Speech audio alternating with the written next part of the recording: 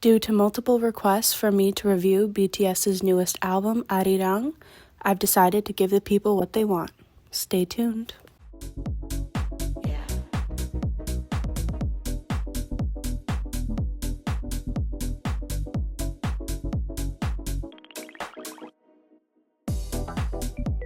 It's my opinion!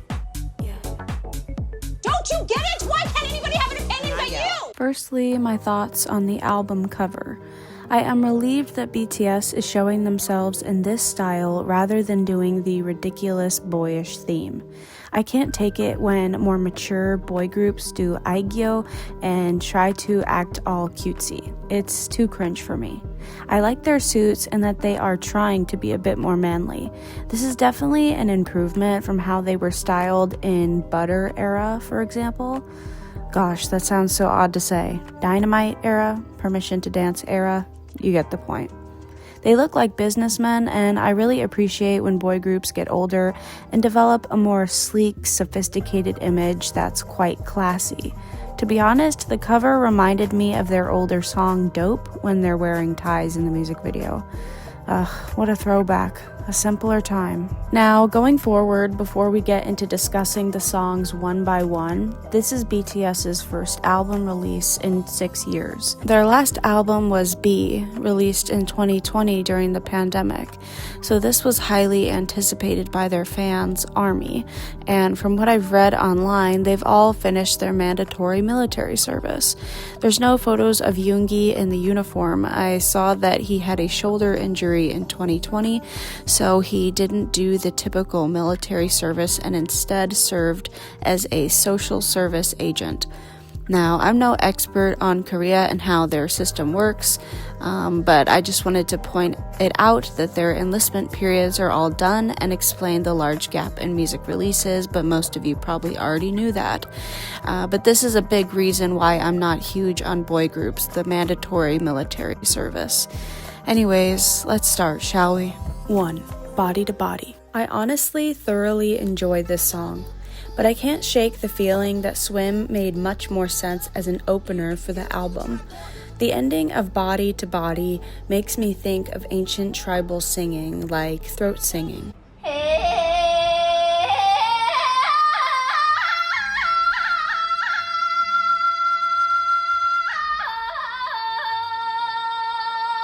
Which was quite unique to integrate into their instrumental sound. I was curious about this, so I watched some videos about the meaning of ARIRANG as a title and what that means to Korean people. Apparently, ARIRANG is this sort of unofficial anthem of Korea.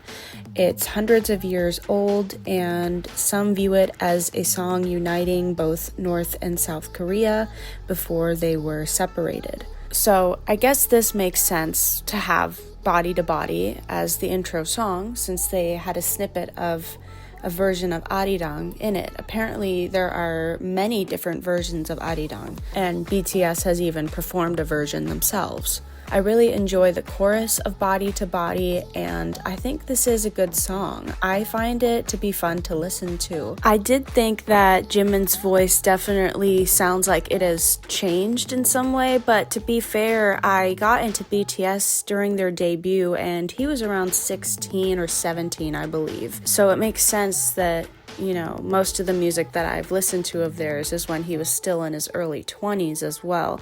So I'm not faulting him for this sort of change, but it did sound like his voice is more, I don't know how to explain it, maybe full-bodied, but I like it nonetheless.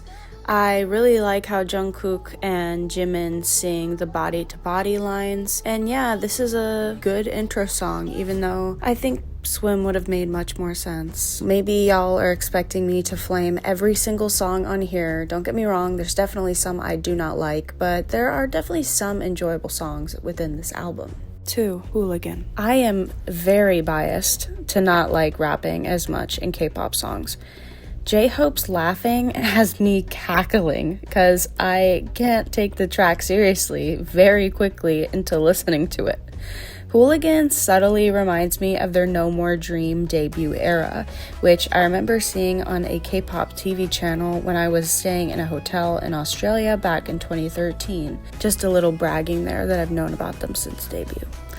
Hooligan doesn't entirely remind me of that era of theirs, of course, because there's this symphony melody weaved in and out of the song that adds a magical element to it at some times. But overall, it falls flat for me and it seems too clunky for my taste. I'm fine with experimental music for the most part, but I can't take this song seriously and the ha ha ha part takes me out. 3. Aliens. Wow, I very quickly did not vibe with this one. It kind of sounds a bit unfinished to me almost. I'm not quite sure what it is, but the chorus feels too empty and the instrumental is so repetitive that I found myself bored with the song after hearing the chorus only once. I think this album is really about trying to do something different and play with their sound within their songs rather than putting out something overly polished as they tended to do in the past. But this song, as well as Hooligan, just isn't for me. 4. Fire. Okay, now the energy has returned. This would have been great placed as the second song to play right after Body to Body. The song got me hyped up immediately and made me want to dance around. I can easily imagine a strobe light club type of atmosphere playing this song. The song immediately caught my attention and is enjoyable in a fun way that I'm not used to BTS sounding like. I have seen BTS in concert before back in 2018. Yes, I am shamelessly flexing. So I can imagine the group performing very high energy to the song. I've been to many concerts in my life, and BTS probably delivered the best performance I've ever seen. They really put so much energy into their dancing in particular and give the people a show. They make it worthwhile to go see them.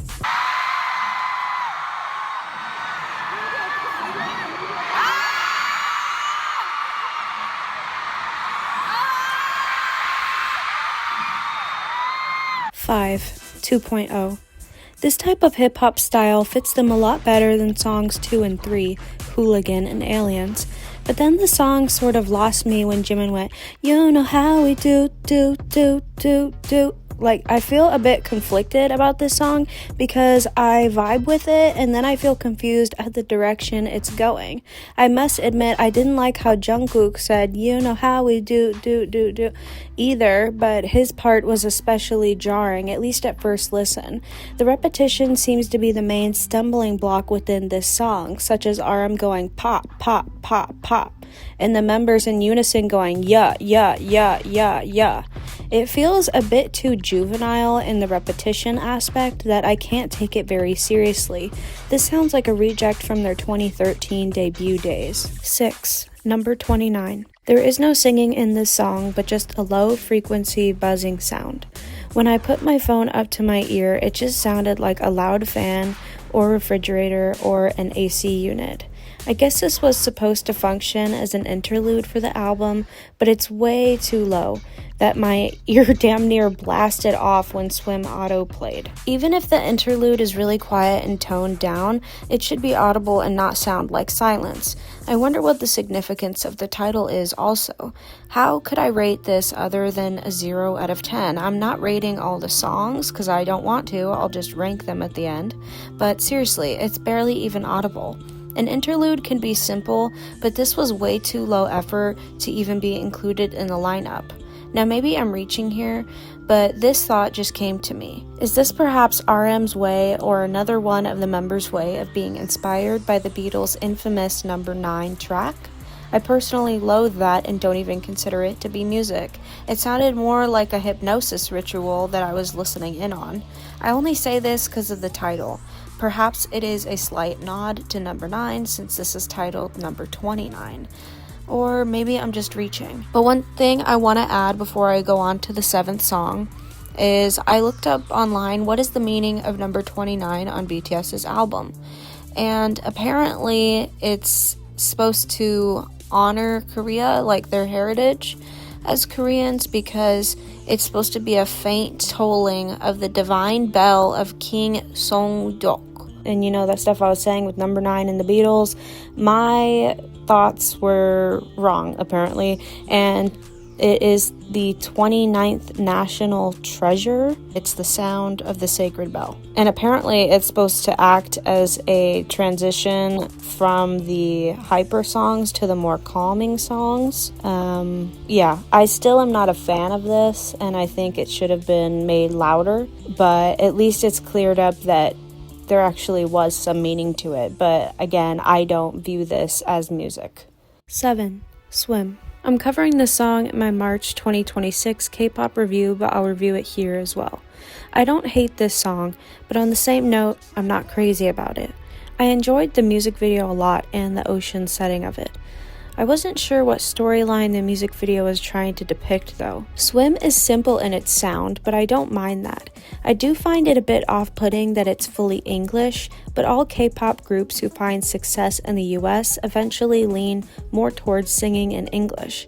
Blackpink and even Twice, my favorite group, have done this too, even though I don't find it necessary. I think there's this assumption from either Korean artists or their companies that because English is most commonly spoken over here, that as K-pop fans, we want idols to sing mostly in English to appease us. I personally don't feel that way at all and have witnessed a lot of fellow K-pop stans disliking fully English songs and wanting more Korean lyrics. I think English songs are fine every once in a while, but it gets confusing once it starts becoming more commonplace for the artists. I think Lily Reinhart's beauty distracted me from how forgettable the song Swim is. Again, I don't think it's trash, but at this stage in BTS's career, it doesn't seem good enough to choose for the lead single, especially for this album. It feels like they chose the safest option for a single and not something more interesting that actually had a sound more conducive to the more experimental vibe of the album. 8. Merry-Go-Round. I like the melody of Merry-Go-Round. It seems like something they would have released around 2017 when they were in their Spring Day era. I still find it pretty off-putting that so many of their songs are mostly English instead of mostly Korean with English sprinkled in.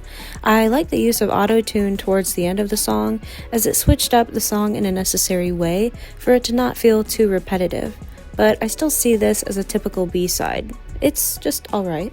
9. Normal. Another fully English song. That throws me off.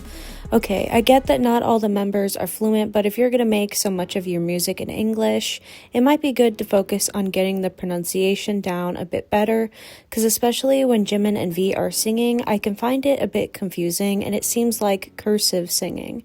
I find normal to be boring. I think a big problem with artists when they blow up worldwide, the way BTS has, for example, is that they begin singing more about things we as listeners can't really relate to. It totally makes sense for them to sing about their life and their own experiences, but it leads to this disconnect as a viewer of their work.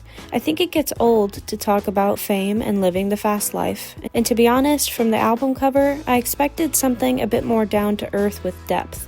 This song feels very surface level. 10. Like Animals.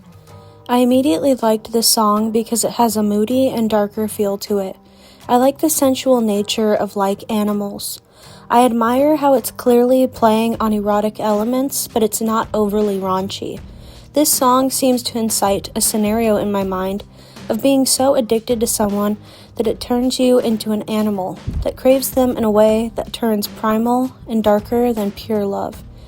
I really like when BTS explores this darker, seductive sound. I think it suits their singing voices much more than the songs that involve tons of high notes and spoken repetition.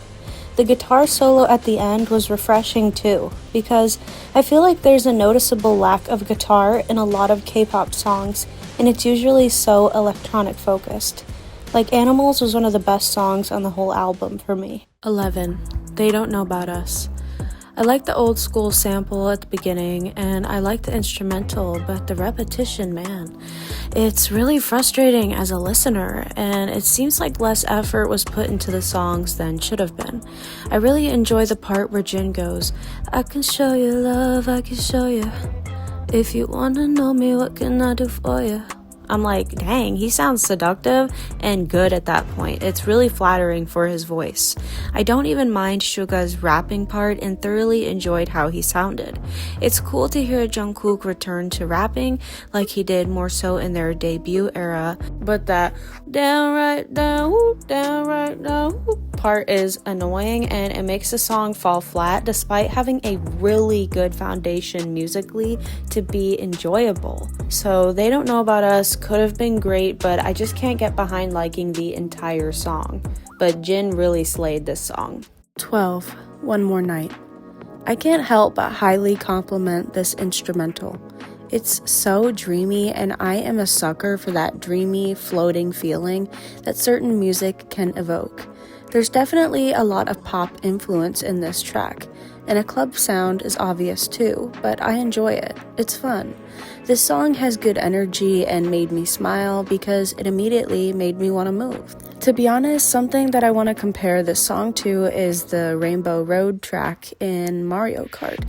That's what One More Night makes me think of. The song itself is not deep, but not all music needs to be.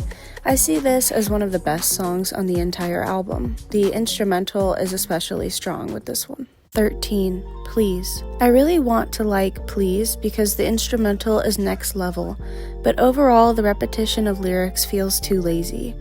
This is gonna sound out of left field, but I wish I could hear Justin Bieber sing this track instead.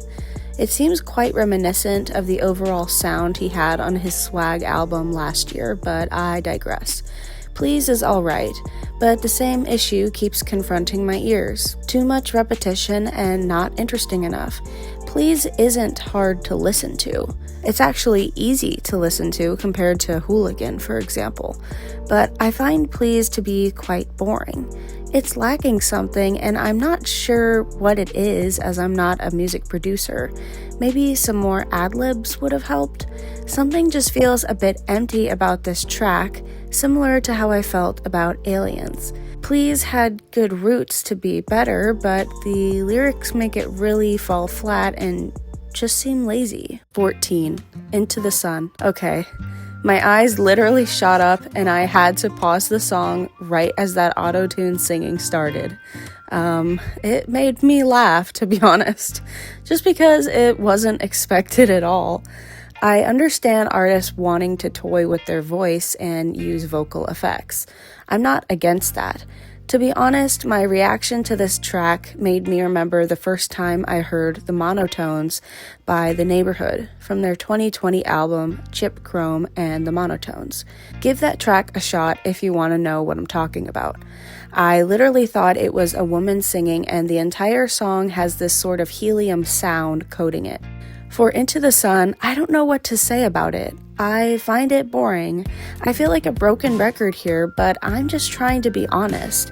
I feel there's too much English and too much repetition lyrically. I think the song picked up a bit more energy when the guitar playing peeked through and the members kept singing "I'll follow you into the sun," but overall it's forgettable. It does sound like an ending song for an album, so the placement of it within the track list made sense, but it still felt like a weak ending. One more thing I want to add is that the instrumental sounds like KK Slider from Animal Crossing. That's cute. 15. ARMYRANG. Now, this isn't technically a song on ARIRANG, but it was included on the Apple Music version of the album, so I'm gonna talk about it. This was jarring to hear at the end of the album. I can't help but think maybe they could have done more takes to clarify their pronunciation a bit better, especially with Jin talking right after Namjoon. I've listened to Jin's part 5 times and I struggle to fully understand what he said. Even though Yoongi is mumbling as he speaks after him, I could understand him. It's mainly just Jin that I can't easily understand that well. Also, I had to look up a video to fact check which member is speaking after J-Hope, and wow, it's Jimin. I didn't know his speaking voice was so deep now, considering he's more prone to singing high notes. It feels weird to not speak Korean at all at the ending of the album, especially because they're speaking to their fans. Wasn't this album supposed to focus on their Korean culture? I don't know. I feel like that part really fell flat. And it would have made sense to at least have some Korean spoken within this message. Maybe Apple Music just isn't that popular in Korea? I don't know. My favorite tracks from the album include Body to Body, Fire, Like Animals, and One More Night. My least favorites were Hooligan, Normal, and Number 29. Song rankings from best to worst. 1. Like Animals. 2. Fire. 3. One More Night. 4. Body to Body. 5. They Don't Know About Us. 6. Please. 7. Merry-Go-Round. 8. Swim. 9. 2.0. 10. Into the Sun. 11. Aliens. 12. Normal. 13. Hooligan. And 14. Number 29. Now for my overall thoughts on ARIRANG. It doesn't make much sense to title the album this when so much of the album is in English. It feels disingenuous to try to make their Korean identity a central part of the album, and yet I feel like they spoke more about being famous and random stuff rather than their childhoods, for example, or their trainee days. I don't think the Korean culture got communicated across that much within this album compared to their long line of discography that does a better job at that. That's how I view it. Yes, I'm an outsider to Korean culture, but it really feels like this was more of a westernized album with a Korean title slapped onto it. The overall album rating for ARIRANG is 4 out of 10. Okay, maybe that seems harsh, but I'm judging the album as a whole. I liked less than half of the songs.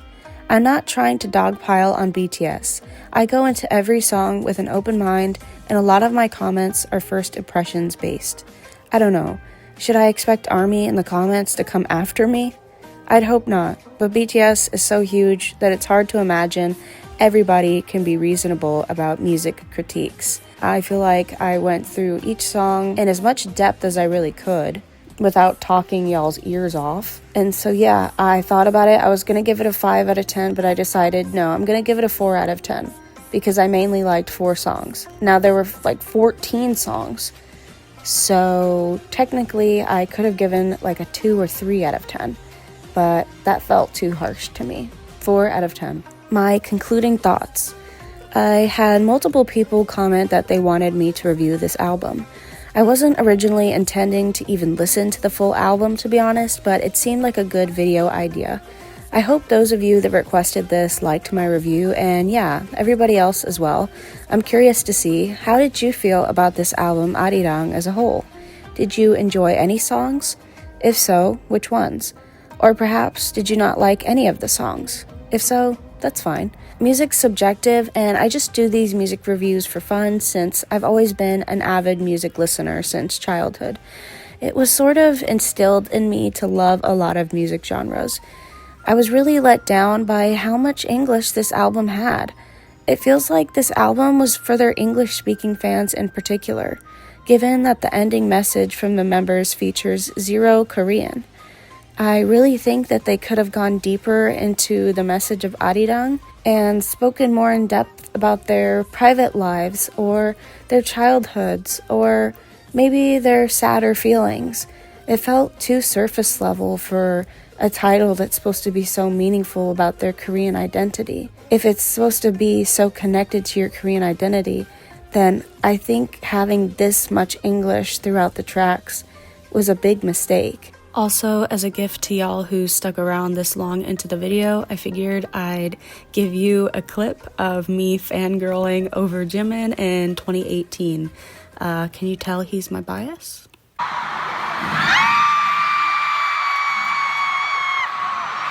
Alright, make some noise! Hi, I'm Jimin. Nice to meet you.